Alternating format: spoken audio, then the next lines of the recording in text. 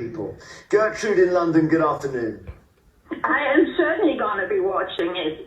Brilliant. And I'm glad I got on because I am so fed up with everybody bashing Meghan. She's a very, very clever woman. And she has been cooking since she was 11. The mother was helping out in soup kitchens, and Meghan went with them. And they were cooking. And Meghan had also, before she was anybody, done voluntary work in 3 African countries, also cooking and doing all sorts of things. No, I'm glad you said that. When Grenfell fire happened, Meghan went down there and cooked with everybody. And Sadiq Khan was on LBC 2 years later, and he said, "You've just been down there," and they were still talking about how she just mocked in. I remember that. Yeah, I remember. Listen, thanks, Gertrude. That's a very good corrective. Hang on, I want to get Sharon in before we run out of time. Sharon in London. Are you pro this as well? I am pro this, and I will be watching, and I will be supporting Meghan. I think that what we need to remember is that Meghan hasn't changed. Everybody else around her, including you in your programme, has changed. You are very negative towards her, and I think that there are racial undertones regarding this. Before she married Prince Harry, she had a blog, a lifestyle blog called The Tig, and so actually what she's doing is she's returning to what she knows and what she's done best, and The Tig had a following of 3 million. Right. But it's whether or not... Michael's point is you can't be lectured on lifestyle by a billionaire. That's what Michael said. She's not a billionaire, okay. And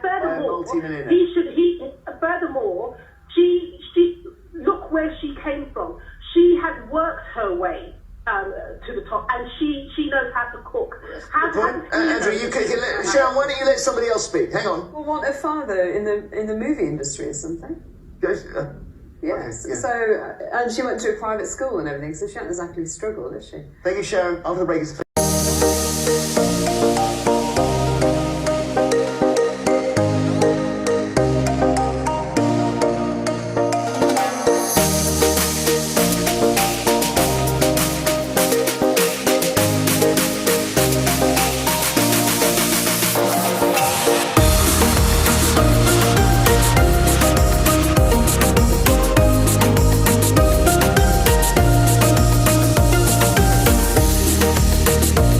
Good day to you.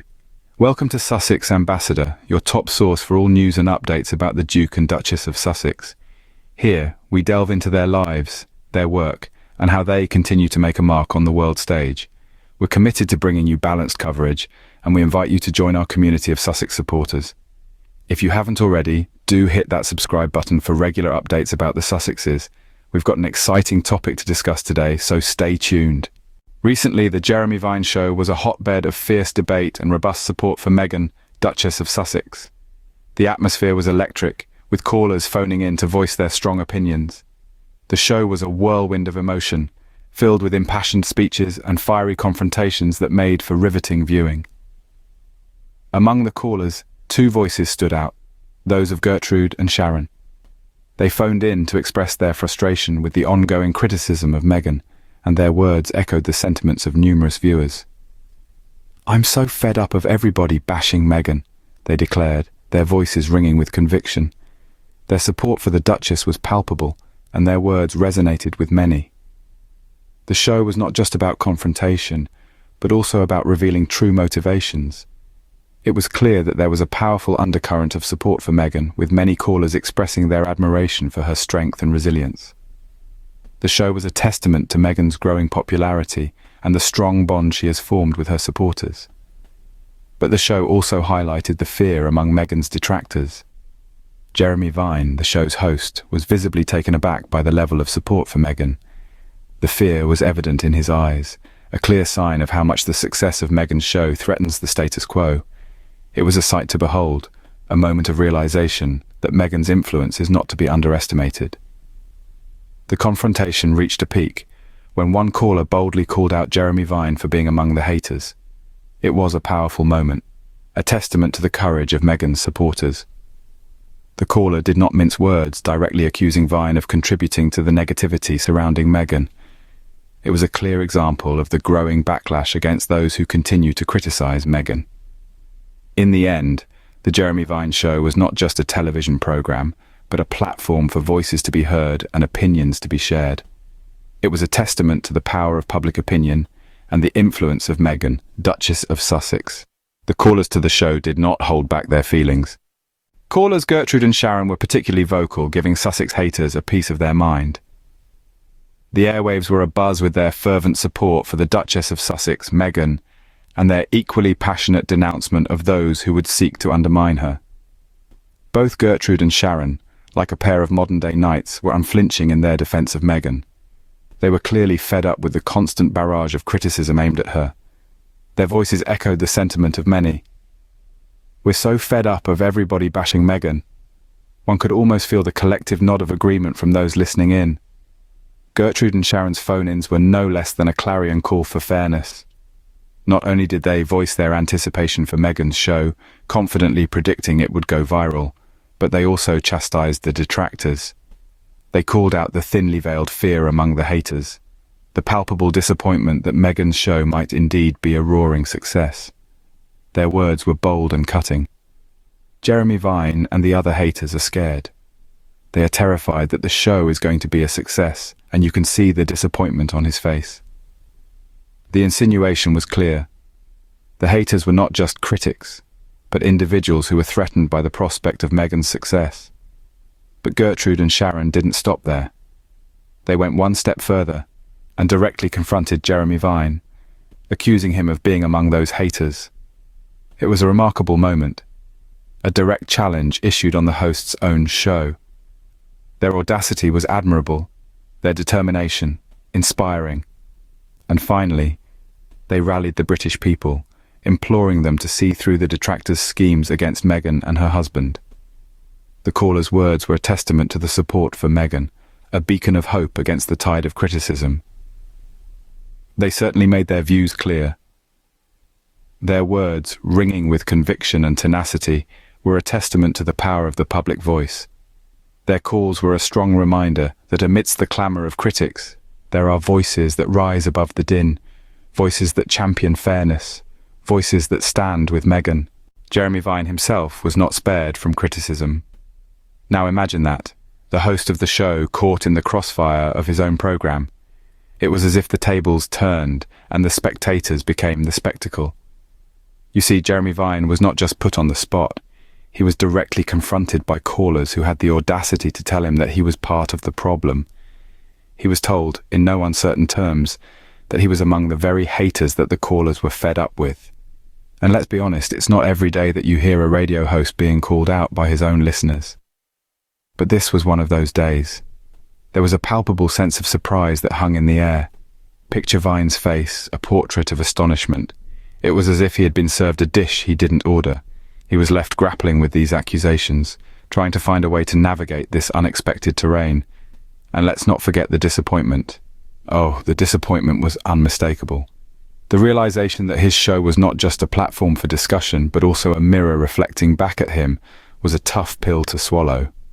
It was clear that he had underestimated the power of the voices on the other end of the line. It wasn't just about Meghan, the Duchess of Sussex, anymore. It was about how the media, including Vine himself, had been handling her story. The callers weren't just defending Meghan. They were challenging the narrative that had been spun around her. This was not just a call-out, it was a wake-up call. A reminder that everyone, even the hosts and commentators, are accountable for their words and actions. It was a clear message that everyone has a role to play in shaping the narrative, and that role comes with responsibility. It was an unexpected twist in the show, but it was a twist that added a new layer to the conversation, a twist that showed that sometimes the most powerful voices are the ones that come from the most unexpected places. The show's events have sparked a flurry of discussion and speculation. In the wake of the Jeremy Vine show, a new wave of conversation has been ignited, focusing on the potential impact of this show on public opinion and the Sussexes' popularity. What has become increasingly evident is the potential for Meghan's show to become viral. The show's contentious confrontations, its frank discussions, and the outpouring of support for the Duchess have all created a highly engaging narrative that is ripe for sharing and discussion. In an age where virality is often the key to visibility and influence, this could have far-reaching effects. The support for Meghan has been overwhelming, with callers like Gertrude and Sharon stepping forward to voice their unwavering support. This, coupled with the open criticism of those seen as haters, has created a highly charged atmosphere that only serves to increase the show's appeal. But what does this mean for the Sussexes' popularity? The outpouring of support suggests a strong, dedicated fan base that is ready to rally behind them. This could translate into a surge in popularity, not just for Meghan, but for the Sussexes as a whole. Moreover, the open criticism of figures like Jeremy Vine might lead to a shift in public perception. Those who were previously indifferent or even hostile towards the Sussexes may begin to question their views in light of the pointed criticism directed towards their detractors. The potential for this show to change public opinion is immense. The Sussexes have been a topic of intense debate and scrutiny, but this show could be a turning point. The support for Meghan is not just a show of solidarity, but a challenge to the narrative that has been built around them. In conclusion, the impact of the Jeremy Vine show cannot be understated. The potential for Meghan's show to go viral, the overwhelming support for the Duchess, and the pointed criticism of her detractors have all created a potent mix that could significantly alter the public's perception of the Sussexes. It's clear that the Sussexes have a strong support base ready to defend them. That wraps up today's discussion on the Jeremy Vine show. We delved into the vibrant confrontations, the clear motivations, and the resounding support for Meghan, the Duchess of Sussex. We heard from callers like Gertrude and Sharon, who boldly phoned into the show to give Sussex detractors a piece of their mind, expressing their frustration with the constant bashing of Meghan. Their passion was palpable, their support unwavering. We explored the undeniable anticipation surrounding Meghan's show, a potential phenomenon in the making. The nervousness of Jeremy Vine and others, who seemed less than thrilled about the show's likely success, was unmistakable. We also discussed the British public's discernment, their ability to see through any ill-intentioned plans aimed at Harry and Meghan. We even saw Jeremy Vine himself called out directly and unflinchingly by a caller who identified him as part of the problem. It was a moment of transparency and accountability, a testament to the power of open dialogue and the courage of those who choose to speak their truth.